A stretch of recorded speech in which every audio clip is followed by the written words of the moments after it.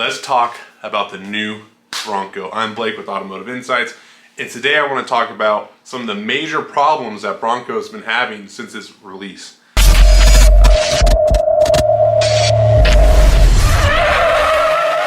So, jumping right into it, as you may or may not know, the Bronco's had a lot of problems with the hardtop system.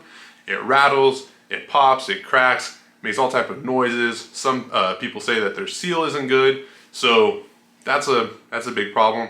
It's not, detrimental to the vehicle because you can get the soft top, and they're finally rolling out the fixed hard tops now. So now that they're fixed, shouldn't be seeing any more problems with that, but only time will tell. The thing that I'm seeing is problems with the shocks, and specifically with the Wild Track on its shock reservoirs leaking, and we don't know what's causing this yet. No one's put out anything. Ford hasn't put out anything about what's causing this yet. I have no clue. I'm not the biggest fan of Bilstein Shocks anyway. I prefer Fox way more. So the fact that Bilstein, we're seeing some problems with these Bilsteins, yeah, it sucks. It's not the end of the world. Again, it's not another thing that's going to destroy your vehicle, but on a brand new car that you probably paid a crap ton on a markup on, you hate to see these type of things happen. And I'm a Ford guy, look right here. I got a little Bronco beanie, all right? I'm a fanboy. I love the Broncos. I think they're awesome vehicles, but we can't be seeing these problems. And you always see problems with new model year vehicles. You see them all the time, and then usually they're engine component things, which I haven't seen a lot of yet. We've discussed on the channel in previous videos that these EcoBoosts, they run really hot, and they're being pushed basically to their limit right out of the factory. So that's something that we have yet to see a problem with on the Bronco, and honestly we haven't seen very much of a problem with that in a little while. I had a 2019 and a 2020 Ranger, and I didn't see any problems with mine. Mine was modified, both of mine were modified and very well taken care of. I'm not necessarily the average consumer, so take that with a grain of salt. But back to the Bronco.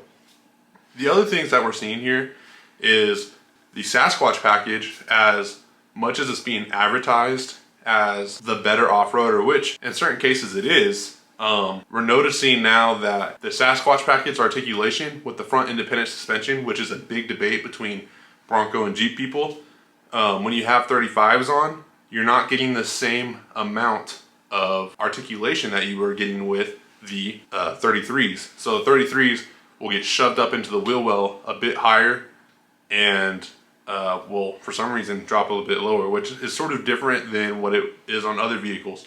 What does that come down to? Well, that comes down to manufacturing, how they made them. Usually you want to throw as big a tire on there as possible, and guess what? If you're a hardcore off-roader, you should probably still do that anyway, especially if you're going to put different fenders on it. It's really easy to take Bronco fenders on and off, but if you're a casual off-roader, if you ask me, I'm going to get the Sasquatch Package because 33s, I think they're like 32s and a half, but we're going to call them 33s for the sake of simplicity.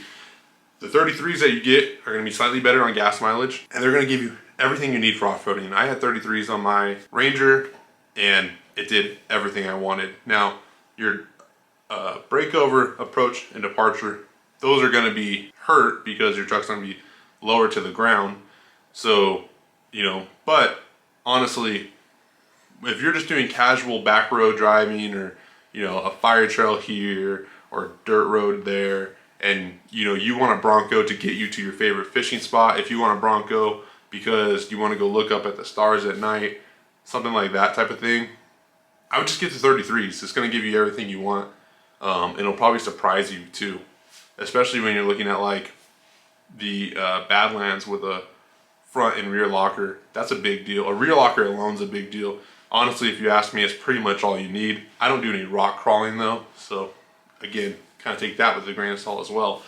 So yeah, those are the problems that we're seeing right now. That's kind of the tone of the market. Everybody loves them. There's a bunch of videos on YouTube of people bringing these Broncos to like Jeep jamborees, and even all the Jeep people are loving them. which is funny because in one of the videos I saw someone say like, oh, Jeep people are way nicer, because if someone brought a Jeep to a Ford meet, some sort of like a Ford Jamboree type of deal, everybody would just be like shit talking the Jeep the whole time. But people are bringing these Broncos out to the Jeep Jamborees, and people are like giving these Bronco owners high fives, telling them that they love the car, all this stuff. So I think that's really cool to see. I think it's cool that, like, even though I don't like Jeep very much, it's cool to see like their fan base be very cool and accepting of the Bronco and welcoming to it. I think maybe us Ford guys need to do a little bit of the same. But you know what? F it. We don't need to do the same. We're our own people. Hey guys, if you made it this far, please, please, please subscribe. 90% of you aren't subscribed to our videos. Please go check out some of our other videos. And I'll see you next time. Peace.